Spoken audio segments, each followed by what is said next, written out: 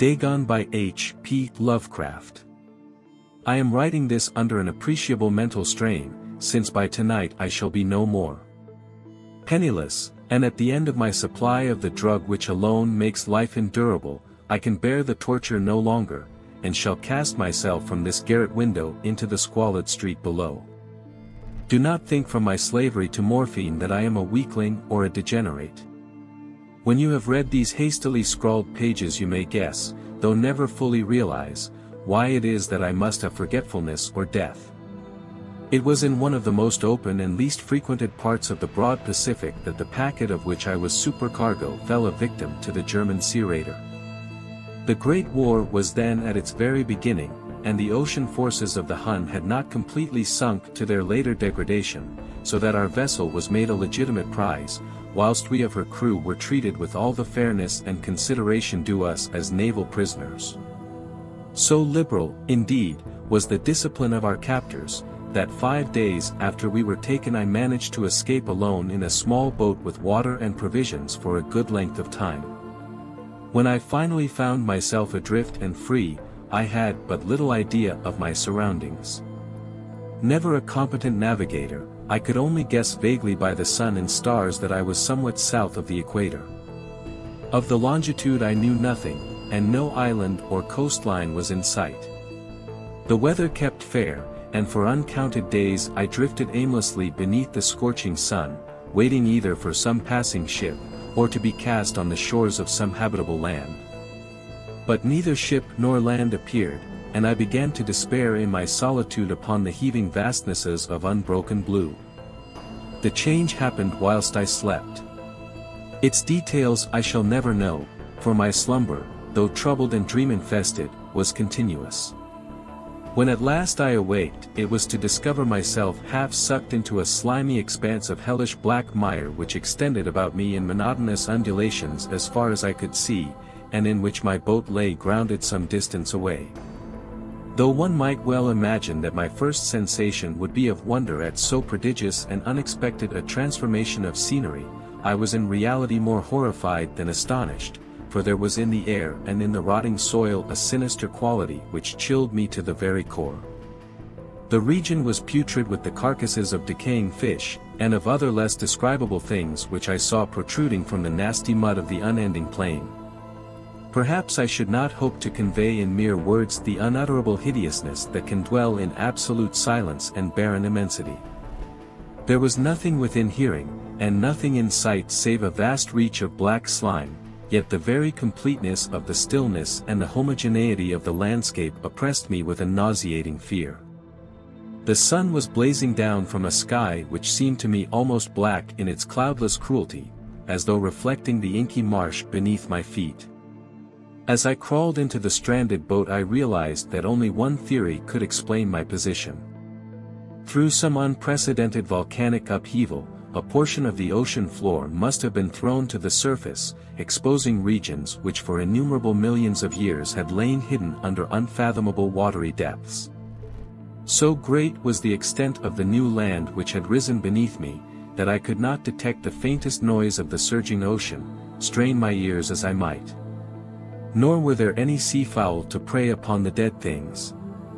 For several hours I sat thinking or brooding in the boat, which lay upon its side and afforded a slight shade as the sun moved across the heavens. As the day progressed, the ground lost some of its stickiness, and seemed likely to dry sufficiently for traveling purposes in a short time. That night I slept but little, and the next day I made for myself a pack containing food and water, preparatory to an overland journey in search of the vanished sea and possible rescue. On the third morning I found the soil dry enough to walk upon with ease. The odor of the fish was maddening, but I was too much concerned with graver things to mind so slight an evil, and set out boldly for an unknown goal. All day I forged steadily westward, guided by a faraway hummock which rose higher than any other elevation on the rolling desert. That night I encamped, and on the following day still traveled toward the hummock, though that object seemed scarcely nearer than when I had first espied it. By the fourth evening I attained the base of the mound, which turned out to be much higher than it had appeared from a distance, an intervening valley setting it out in sharper relief from the general surface. Too weary to ascend, I slept in the shadow of the hill. I know not why my dreams were so wild that night, but ere the waning and fantastically gibbous moon had risen far above the eastern plain, I was awake in a cold perspiration, determined to sleep no more. Such visions as I had experienced were too much for me to endure again. And in the glow of the moon I saw how unwise I had been to travel by day. Without the glare of the parching sun, my journey would have cost me less energy. Indeed, I now felt quite able to perform the ascent which had deterred me at sunset. Picking up my pack, I started for the crest of the eminence. I have said that the unbroken monotony of the rolling plain was a source of vague horror to me, but I think my horror was greater when I gained the summit of the mound and looked down the other side into an immeasurable pit or canyon, whose black recesses the moon had not yet soared high enough to illumine. I felt myself on the edge of the world, peering over the rim into a fathomless chaos of eternal night. Through my terror ran curious reminiscences of Paradise Lost, and of Satan's hideous climb through the unfashioned realms of darkness. As the moon climbed higher in the sky, I began to see that the slopes of the valley were not quite so perpendicular as I had imagined. Ledges and outcroppings of rock afforded fairly easy footholds for a descent, whilst after a drop of a few hundred feet, the declivity became very gradual.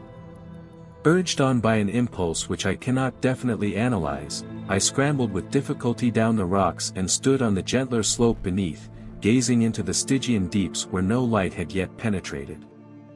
All at once my attention was captured by a vast and singular object on the opposite slope, which rose steeply about 100 yards ahead of me, an object that gleamed whitely in the newly bestowed rays of the ascending moon. That it was merely a gigantic piece of stone, I soon assured myself, but I was conscious of a distinct impression that its contour and position were not altogether the work of nature. A closer scrutiny filled me with sensations I cannot express, for despite its enormous magnitude, and its position in an abyss which had yawned at the bottom of the sea since the world was young, I perceived beyond a doubt that the strange object was a well-shaped monolith whose massive bulk had known the workmanship and perhaps the worship of living and thinking creatures. Dazed and frightened, yet not without a certain thrill of the scientist's or archaeologist's delight, I examined my surroundings more closely. The moon, now near the zenith, shone weirdly and vividly above the towering steeps that hemmed in the chasm, and revealed the fact that a far-flung body of water flowed at the bottom, winding out of sight in both directions, and almost lapping my feet as I stood on the slope. Across the chasm, the wavelets washed the base of the cyclopean monolith, on whose surface I could now trace both inscriptions and crude sculptures. The writing was in a system of hieroglyphics unknown to me, and unlike anything I had ever seen in books, consisting for the most part of conventionalized aquatic symbols such as fishes, eels, octopi, crustaceans, mollusks, whales, and the like. Several characters obviously represented marine things which are unknown to the modern world, but whose decomposing forms I had observed on the ocean-risen plain. It was the pictorial carving, however, that did most to hold me spellbound. Plainly visible across the intervening water on account of their enormous size, were an array of bas-reliefs whose subjects would have excited the envy of a Dor.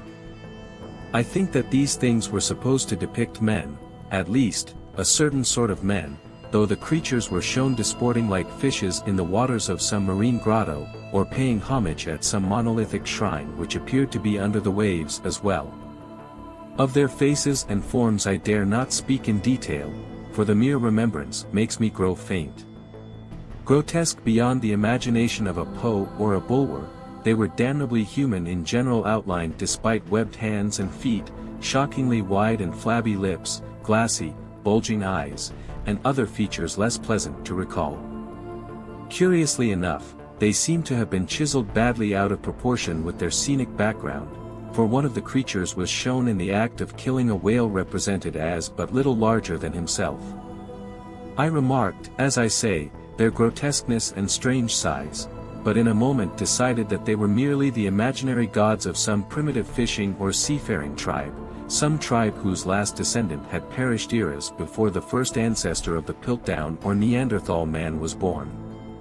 Awestruck at this unexpected glimpse into a past beyond the conception of the most daring anthropologist, I stood musing whilst the moon cast queer reflections on the silent channel before me. Then suddenly I saw it. With only a slight churning to mark its rise to the surface, the thing slid into view above the dark waters. Vast, Polyphemus-like, and loathsome, it darted like a stupendous monster of nightmares to the monolith, about which it flung its gigantic scaly arms, the while it bowed its hideous head and gave vent to certain measured sounds. I think I went mad then. Of my frantic ascent of the slope and cliff, and of my delirious journey back to the stranded boat, I remember little. I believe I sang a great deal, and laughed oddly when I was unable to sing. I have indistinct recollections of a great storm some time after I reached the boat. At any rate, I know that I heard peals of thunder and other tones which nature utters only in her wildest moods. When I came out of the shadows I was in a San Francisco hospital, brought thither by the captain of the American ship which had picked up my boat in mid-ocean. In my delirium I had said much, but found that my words had been given scant attention.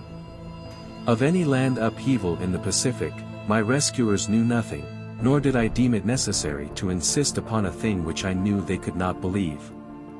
Once I sought out a celebrated ethnologist, and amused him with peculiar questions regarding the ancient Philistine legend of Dagon, the fish god, but soon perceiving that he was hopelessly conventional, I did not press my inquiries. It is at night, especially when the moon is gibbous and waning, that I see the thing. I tried morphine, but the drug has given only transient surcease, and has drawn me into its clutches as a hopeless slave. So now I am to end it all, having written a full account for the information or the contemptuous amusement of my fellow men. Often I ask myself if it could not all have been a pure phantasm, a mere freak of fever as I lay sunstricken and raving in the open boat after my escape from the German man-of-war. This I ask myself, but ever does there come before me a hideously vivid vision in reply. I cannot think of the deep sea without shuddering at the nameless things that may at this very moment be crawling and floundering on its slimy bed, worshipping their ancient stone idols and carving their own detestable likenesses on submarine obelisks of water-soaked granite. I dream of a day when they may rise above the billows to drag down in their reeking talons the remnants of puny, war-exhausted mankind, of a day when the land shall sink, and the dark ocean floor shall ascend amidst universal pandemonium. The end is near. I hear a noise at the door, as of some immense slippery body lumbering against it. It shall not find me. God, that hand! The window! The window!